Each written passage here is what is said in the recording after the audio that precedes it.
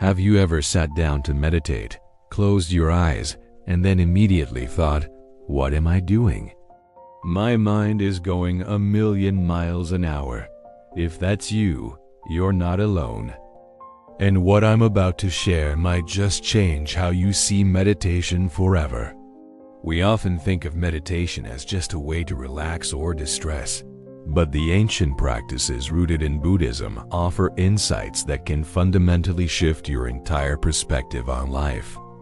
Today, we're diving deep into 5 surprising insights from Buddhist meditation that go way beyond just finding your Zen. These are the aha moments that don't always get talked about, the unexpected lessons that pop up when you consistently show up on the cushion. And trust me, the 5th one is a real game changer.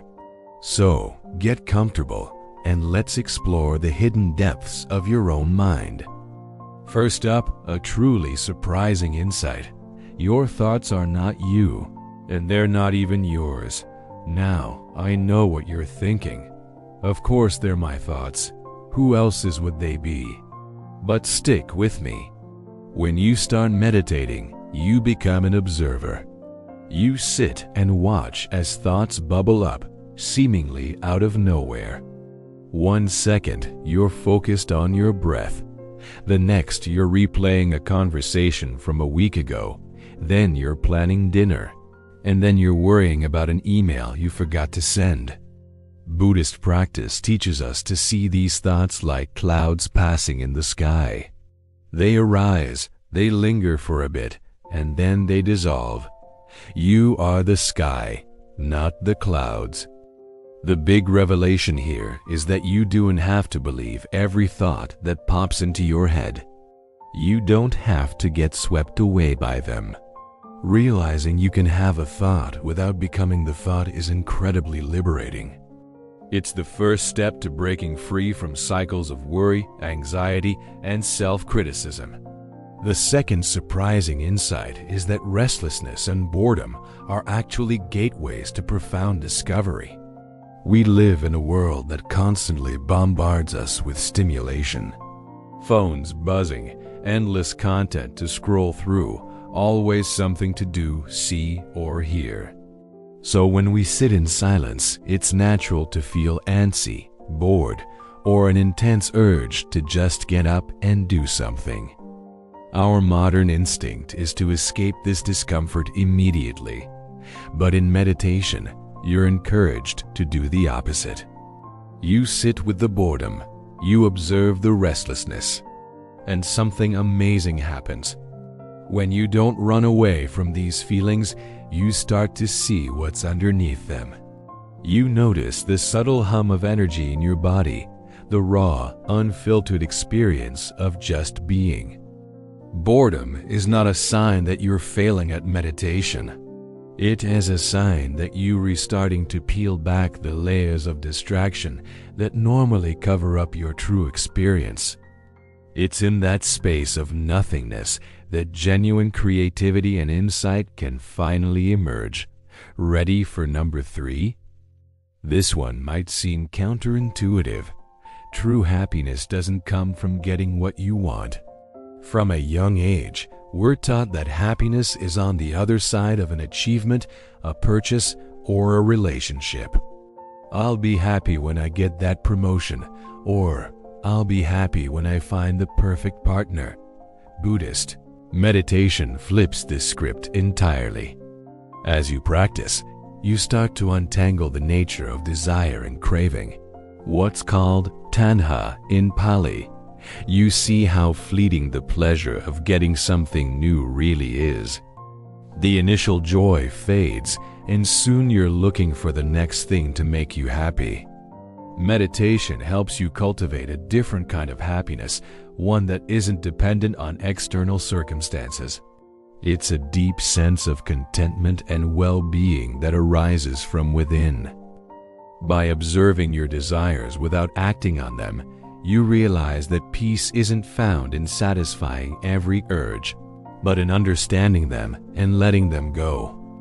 This doesn't mean you can't enjoy life's pleasures, but you're no longer a slave to them. Now for our fourth insight, and it's a big one for personal relationships. Compassion isn't just a feeling, it's a skill you can train. We tend to think of compassion as something you either have or you don't. You're either a naturally caring person or you're not. But Buddhist practices like metta or loving-kindness meditation show us that compassion is like a muscle. The more you work it, the stronger it gets. The practice often starts with generating feelings of kindness and warmth for yourself. Then you gradually extend that feeling to a loved one, a neutral person, and even someone you have difficulty with. The surprising part, it actually works. Consistently practicing this can fundamentally change how you relate to others. You start to see the shared humanity in everyone, even those you disagree with. You become less reactive, more understanding, and more open-hearted. It's a trainable skill that can transform your interactions and create deeper, more meaningful connections with everyone in your life. And finally, the fifth and perhaps most profound insight from Buddhist meditation. Everything is constantly changing, and embracing this fact is the key to freedom. This is the principle of anicca, or impermanence. Intellectually, we all know that nothing lasts forever. But emotionally, we fight it constantly. We cling to pleasant moments, trying to make them last, and we resist unpleasant experiences, desperately wishing they would end. Meditation gives you a direct visceral experience of impermanence. You feel a pleasant sensation in your body, and you watch it fade. An anxious thought arises, and you watch it dissolve. You become intimately familiar with the constant flux of reality, moment by moment. The surprising insight isn't just that things change, but that accepting this flow is where true peace lies. When you stop resisting change, you stop suffering.